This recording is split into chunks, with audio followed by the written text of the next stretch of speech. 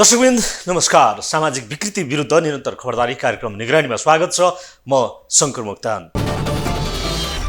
दर्शकवृन्द, भारतले कतिसम्म ज्यादती गर्छ भन्ने आइतबार दार्चुलामा भारतीयले ढुङ्गा प्रहार गरेर नेपालीलाई घाइते बनाएको घटनाले पुष्टि गर्छ। जहाँ भारतले महाकाली नदीको धार परिवर्तन हुने गरी तटबन्ध निर्माण गरेपछि नेपालीले गरेको विरोधमा भारतीयले ढुङ्गा प्रहार गर्दा स्कुलमा खेलिरहेका नेपाली बालकसहित 4 जना घाइते छन्। अहिले दार्चुला खलङ्गाको पुलघाट अझै अशान्त छ, जहाँ पारिपट्टि भारतले महाकालीमा नेपालतर्फको भूभाग डुब्ने गरी पक्की तटबन्ध निर्माण गरिरहेको छ। दार्चुलामा भारतीय पक्षको यति दादागिरी छ कि पटक पटक नेपालीमाथि आक्रमण नै भइरहेको छ। कार्तिक 11 गते भारतले तावाघाट लिपुलेक सडक फराकिलो गर्ने क्रममा ढुङ्गा उछिटिएर नेपाली 9 वर्षीय बालक पवन महराको मृत्यु नै भयो। नेपाली युवा जयसिंह धामी महाकाली तर्ने क्रममा भारतीय एसएसबीले तुइन काटेर नदीमा खसाल्यो। आइतबार भारतीय पक्षले नेपालीमाथि ढुङ्गा प्रहार गर्यो, जहाँ नेपालीमाथि खुलेआम आक्रमण भइरहेको छ। तर सरकार भने न बोल्न सक्छ न कुनै प्रतिरोध गर्न सक्छ। आखिर किन मूक दर्शक र निरीह भने त भारतको अघि नेपाल सरकार, जो आफ्नो जनतालाई ढुङ्गाले हानेर मार्दा समेत मूक दर्शक बनेर बसेको छ। परराष्ट्र मन्त्रालयका कर्मचारीले कूटनीतिक नोट पठाएको भनिए पनि त्यो केवल औपचारिकता मात्रै निभाइरहेको छ। भारतीयले दार्चुलामा गरेको दादागिरीमा केन्द्रित छ आजको निगरानी। केही दिनदेखि दार्चुलाको खलङ्गाको पुलघाट अशान्त छ। आइतबार खलङ्गाको पुलघाटमा नेपालीमाथि भारतीयले ढुङ्गा प्रहार गरेपछि नेपालीहरू कतिखेर के हुने हो भन्ने त्रासमा छन्। भारतले एकतर्फी रूपमा तटबन्ध निर्माण गरेको विरोधमा दार्चुलावासीले प्रदर्शन गरेपछि भारतीय पक्षले महाकाली पारीबाट ढुङ्गा मुडा गरेका थिए, जहाँ नेपालीको ज्यान जाने सक्ने खतरा छ। तर नेपाल सरकारले भने भारतको ज्यादती विरुद्ध मुखै खोलेको छैन। परराष्ट्रको कर्मचारीले कूटनीतिक नोट पठाएको भनिए पनि सरकार मूक दर्शक नै बनेको छ। भारतको हेपाहा प्रवृत्तिले सीमा नागेको छ। कहिले तुइन तरिरहेका नेपाली जयसिंह धामीलाई महाकालीमा झारेको छ त कहिले एकतर्फी तटबन्ध बनाएर नेपालीलाई दुःख दिएको छ। हो, दार्चुलामा भारतले यस्तै बलमिच्याई गर्दै आइरहेको छ। जहाँ तुइन काटेर नेपालीको ज्यान लिएको छ भने नेपाली तर्फको भूभाग डुबाउन तटबन्ध निर्माण गरिरहेको छ। आइतबार भारतको एकतर्फी तटबन्ध निर्माणकै कारण दार्चुलामा तनाव समेत सिर्जना भएको छ। भारतले एकतर्फी महाकाली नदीको धार परिवर्तन गरेरै पक्की तटबन्ध बनाएको विषयमा नेपालीले विरोध गर्दा भारत तर्फबाट नेपालीमाथि ढुङ्गा प्रहार भएको छ, जसका कारण केही नेपाली घाइते छन्। दार्चुलामा आइतबार भारतीयले पारीबाट ढुङ्गा हानेर नेपालीलाई घाइते बनाएपछि अहिले दार्चुला अशान्त छ। यी बालक भारतीयले पारी दार्चुला तर्फबाट ढुङ्गा हान्दा घाइते भएका बालक हुन्। उनको निधारमा चोट लागेको छ। अहिले स्थानीय त्रसित छन्। यसले के देखाएको छ भने नेपाल प्रति भारतको नाङ्गो हस्तक्षेप बढ्दै गएको छ। पछिल्लो पटक दार्चुलामा भारतले महाकालीमा एकतर्फी रूपमा तटबन्ध बनाइरहेको छ। दुई देश बीचको सीमामा संरचना निर्माण गर्न दुवै देशको सहमति चाहिन्छ। तर भारतले 1 वर्ष अघिदेखि नै तटबन्ध निर्माण गरिरहेको छ। भारतले अन्तर्राष्ट्रिय कानून र आपसी सहमति बेगर महाकालीको बहाव नेपालतर्फ फर्किने गरी पक्की तटबन्ध बनाइरहेको हो।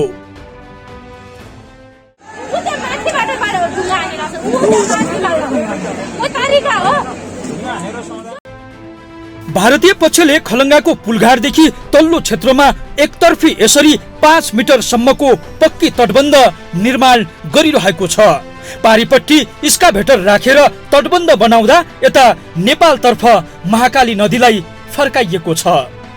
झोलुङ्गे पुल वारी नेपाल भारत जोडेको खलङ्गा दार्चुला बजारको यो झोलुङ्गे पुल हो र यो महाकाली नदीलाई सिधै हाम्रो साइड नेपालको साइडतर्फ चाहिँ डुबान जाने गरी पुरै हाम्रो तटबन्धलाई क्षति पुर्ने गरी उनले चाहिँ बीचौं बीच भाग नदीको पनि बीच भागमा आफ्ना इक्विपमेन्टहरू आफ्ना चाहिँ ठुल्ठुला डोजर यो स्काइवेटरहरू राखेको तपाईँ देख्न सक्नुहुन्छ। यसरी अतिक्रमण गरेको छ र नेपालको सरकार र नेपाल साइडबाट पुरै मौन रहेको अवस्था छ। एकतर्फी तटबन्ध निर्माण रोक्नका लागि दार्चुलाका स्थानीयले स्थानीय सरकार र जिल्ला प्रशासनसँग पटक पटक गुहार मागेका छन्, तर सुनवाई हुँदैन। फलस्वरूप आइतबार स्थानीय तटबन्ध निर्माण रोकिनुपर्छ भन्दै आफै प्रदर्शनमा उत्रिए, जहाँ भारतीय पक्षले नेपालतर्फ प्रदर्शन गरिरहेका नेपालीमाथि ढुङ्गा बर्साएका थिए। केही नेपाली घाइते समेत भए, जहाँ सीमा पारी र वारी जोड्ने पुल नै बन्द गरिएको थियो।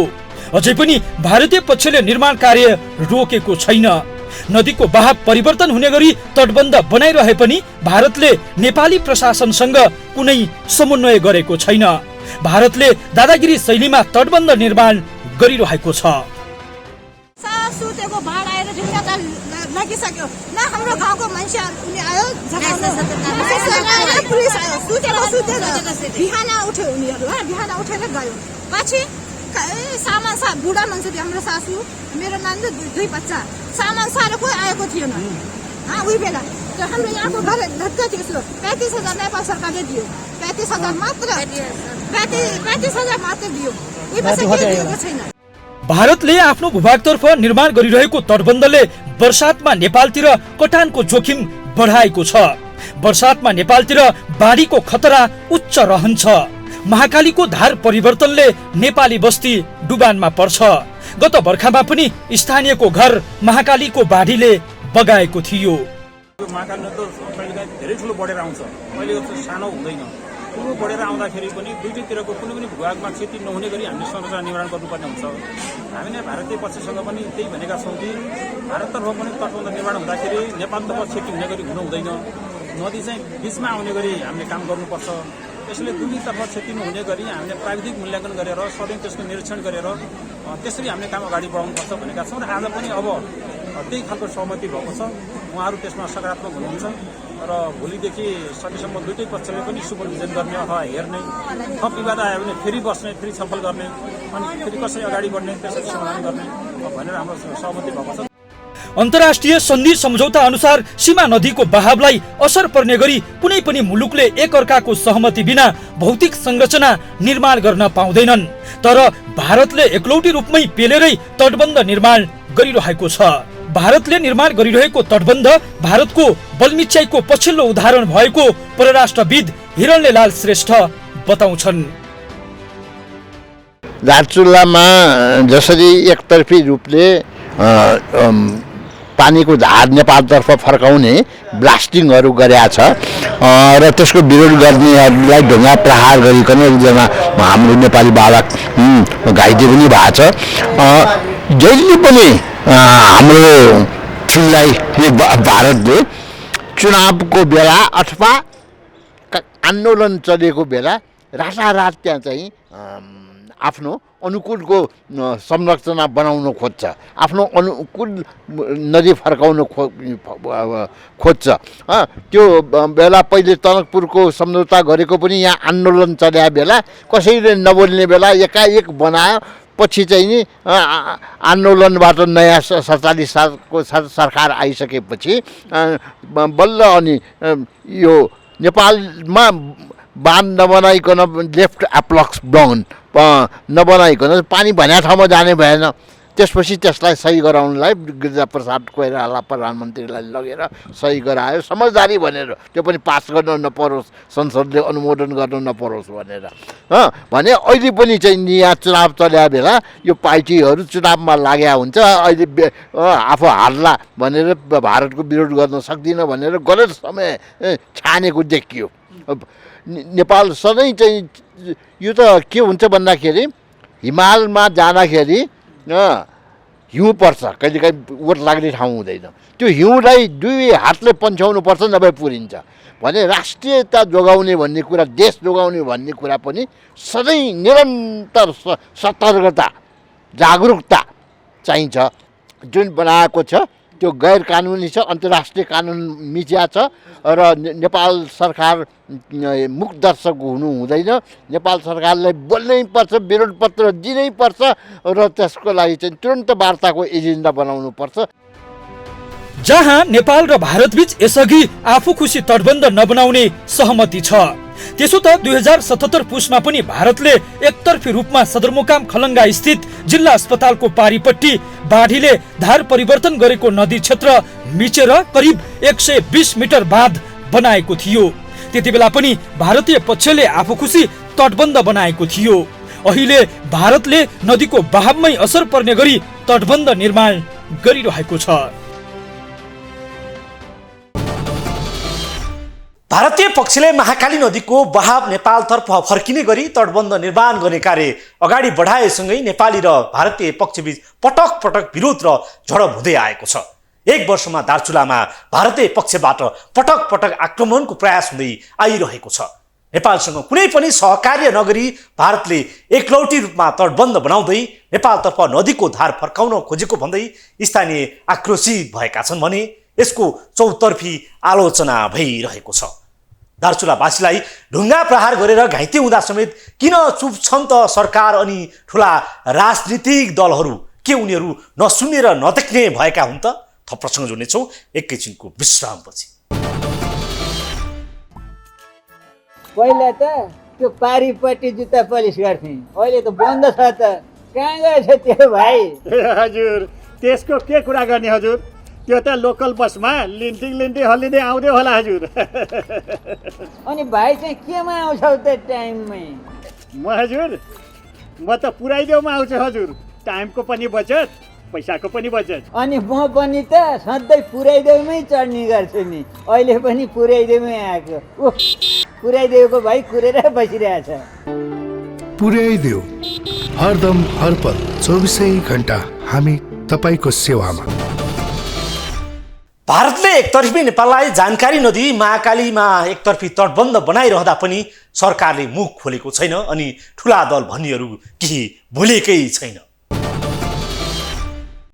हामी भारतलाई असल छिमेकी मुलुक भन्दै आइरहेका छौँ, तर नेपालमाथि सधैँ भारतले हेपा प्रवृत्ति देखाउँदै आइरहेको छ। कहिले लिपुलेकमा एकतर्फी सडक निर्माण गरेर त कहिले दार्चुलामा नेपालीलाई महाकाली नदीमा झारेर अहिले फेरि दार्चुलाको महाकाली नदीमा एकतर्फी तटबन्धन बनाएर बलमिच्चाइ गरिरहेको छ। तर नेपाल सरकारले भने अझैसम्म पनि मुख खोलेको छैन। मङ्गलबार परराष्ट्र मन्त्रालयका कर्मचारीले कूटनीतिक नोट पठाएको जानकारी सम्मत गराएको छ, तर त्यो पनि अस्पष्ट छ। भन्ने हो भने सरकारले अझैसम्म पनि कुनै पनि आधिकारिक धारणा सार्वजनिक गरेको छैन। महाकाली तटबन्धनका विषयमा प्रमुख राजनीतिक दलहरू औपचारिक धारणा सार्वजनिक गर्न हच्किएका छन्। भारतसँग जवाफ माग्न सरकारले पनि तदारुकता देखाएको छैन। दार्चुला घटनामा प्रमुख 3 दलका तर्फबाट औपचारिक धारणा नआए पनि दल सम्बद्ध नेताहरूले भने आपत्ति जनाएका छन्। नेपालमाथि भारतीय अतिक्रमण, हाम्रो तत्कालीन युवा मोर्चा थियो, युवा सङ्गठन थियो, जसले सीमा सर्वेक्षण गर्दाखेरि 82 भन्दा बढ्ता ठाउँमा सीमा अतिक्रमण गरिएको थियो भारतद्वारा। अहिले महाकाली नदीमा दार्चुला जिल्लाको पारीपट्टिबाट तटबन्ध बनाएर नदीलाई नै धार बदल्ने गरिकन जुन गरिरहेको छ, यो भारतीय विस्तारवादको अतिक्रमणको एउटा अर्को नमुना हो। नेपाली जनताले आफ्नो सार्वभौमताको रक्षाका निम्ति आवाज उठाउँछन्। राज्य कूटनैतिक मर्यादा मात्रै भनेर राज्य नबोल्ने काम गर्ने जुन भएको छ, यो राम्रो भएन। यति बेला सरकारले इमिडिएटली बोल्नु पर्दथ्यो। राजनीतिक दलहरूले, दलका नेताहरूले राष्ट्रिय स्वतन्त्रता र स्वाधीनताका निम्ति कुनै पनि क्षणमा केही पनि खरोच आउने बित्तिकै त्यसको प्रतिक्रिया दिनुपर्दथ्यो। त्यो नदिनु ठिक भएन भन्ने। त्यस्तै राष्ट्रिय स्वतन्त्र पार्टीले महाकाली नदीको धार नेपालतर्फ धकेलेर अनाधिकृत संरचना बनाएको तथा भारतीय पक्षबाट ढुङ्गा हानेर नेपाली बालक घाइते बनाएको घटनाप्रति भर्त्सना गरेको छ। भारतीय बलमिच्चाइका घटना रोक्न कूटनीतिक पहल गर्न पनि रासोपाले सरकारसँग माग गरेको छ। भारतीयबाट महाकालीको बाहा परिवर्तन गर्ने, नदी किनारमा अनाधिकृत संरचना निर्माण गर्ने, ढुङ्गा मोडा गर्ने जस्ता कार्य आपसी सद्भाव बिगार्ने दुःखद अतिक्रमणकारी र भर्त्सना योग्य रहेका छन्। रासोपाको जारी विज्ञप्तिमा भनिएको छ। महाकाली नदी नेपालतर्फ धकेलिने गरी 2 वर्षदेखि तटबन्धन बनाइरहेको भारतले पछिल्लो समय खलङ्गाबाट दार्चुला जोड्ने पुलमुनि पक्की संरचना निर्माण गरिरहेको छ। भारतको यो रवैयालाई लिएर परराष्ट्रविदले भने सरकारले ठोस रूपमा समाधान गर्न सक्नुपर्ने बताउँदै आइरहेका छन्। यहाँ कस्तो छ भन्दाखेरि भारत भन्नुहोस् अमेरिका भन्नुहोस् यी ठुला महाशक्तिहरू नेपालमा कन्ट्रोल इन्स्टेबिलिटी नियन्त्रित अस्थिरता चाहन्छ र माइक्रो म्यानेजमेन्ट सूक्ष्म व्यवस्थापन गर्न चाहन्छ र यही समय सारेर यहाँ चाहिँ विभिन्न यो चेन्ज अफ गार्ड यङ मान्छेहरूलाई ल्याउने आफ्नो अनुकूलको मान्छेलाई र चाहिँ नि कसैको बमोट आउन नदिने त्यो अस्थिरतामा खेल्ने र यो बेला चाहिँ नि चुनाव सकिएपछि झन् अस्थिरता बढाएको छ कुन गठबन्धनको सरकार हुन्छ भन्ने अनिश्चित छ र यही बेला चाहिँ मिच्या हुन्छ त्यहाँ धार नेपालतर्फ फर्काउन पनि सकिने हुन्छ भनेर यो डाउ छोपेर गरेका काम हो। यसैले नेपाली जनता कुन सत्तामा जाने पार्टी कुन विपक्षमा बस्ने पार्टी कुन सडकमा रहने बहिष्कार गर्ने पार्टी सब एक भएर यसको प्रतिकार गर्नुपर्छ प्रतिवाद गर्नुपर्छ र लिम्पिया धुरादेखि यो चाहिँ सबभन्दा नेपालको तल्लो सीमासम्म चाहिँ यो नेपालकै हो यो सीमा नदी हो यो सुगौली सन्धिले निर्धारित गरेको सीमा हो र यहाँ एकतर्फी धार फर्काउन पाउँदैन। दीर्घकालीन रूपले समाधान गर्नको लागि आवधिक रूपले जस्तै चीनसँग 10-10 वर्षमा जोइन्ट टिमले निरीक्षण गरिकन र कहाँ हराएको छ कहाँ पुरिया छ कहाँ बगाएको छ कहाँ चाहिँ हिउँले को ल्यान्डस्लाइड गएको छ त्यो यथास्थानमा राख्ने भनेको छ। त्यो नगएको बाबुराम प्रधानमन्त्री भएको बेला भोलि उड्ने आज रोकिदियो तयारी गरेर जानु भनेर त्यो अहिलेसम्म जोइन्ट टिम गएको छैन। अब उत्तरसँग पनि जोइन्ट टिम जानुपर्छ दक्षिणसँग पनि जोइन्ट टिमले तय गर्नुपर्छ। त्यस्तो बेला लोकल पिपुललाई पनि बोर्डरका पिपुललाई राख्नुपर्छ किन भन्दाखेरि सीमाको रक्षक नेपाली जनतालाई सीमाको रक्षक बनाउनुपर्छ। जसरी अहिले आफै गुलेरी हानेर निस्किए नि नेपाली जनता देशभक्त छन् नेपाली जनता राष्ट्रियता पक्षधर छन् नेपाली जनता आफ्नो सीमा रक्षा गर्न कटिबद्ध छन्। सरकार पछाडि परेको छ यो सरकार जनतासँगै जान सक्नुपर्छ।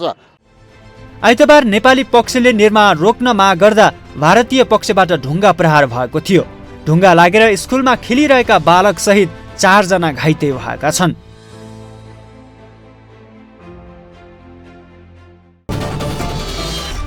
अन्तर्राष्ट्रिय सन्धि सम्झौता अनुसार सीमा नदीको बहावलाई असर पर्ने गरी कुनै पनि मुलुकले एक अर्काको सहमति बिना भौतिक संरचना निर्माण गर्न पाउँदैनन्। तर भारतले एकलौटी रूपमै पेलेरै तटबन्ध निर्माण गरिरहेको छ।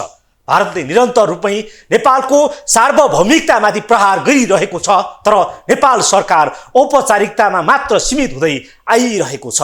त्यसो त भारतले पूर्वको इलामदेखि सुदूरपश्चिमको कञ्चनपुरसम्म 361 स्थानमा नेपाली भूमि अतिक्रमण गरेको छ। कालापानी क्षेत्रको नेपाली भूमि वर्षौंदेखि कब्जामा छ अनि विभिन्न क्षेत्रमा आफू कुशी संरचना निर्माण गरिरहेको छ। हामी त यति भन्छौँ भारतीय अतिक्रमणको दादागिरी रोकौं ठोस कूटनीतिक पहल गरौं। जय देश। होस् त आजलाई यति नै। हामी निरन्तर निगरानीमा छौं। नमस्ते।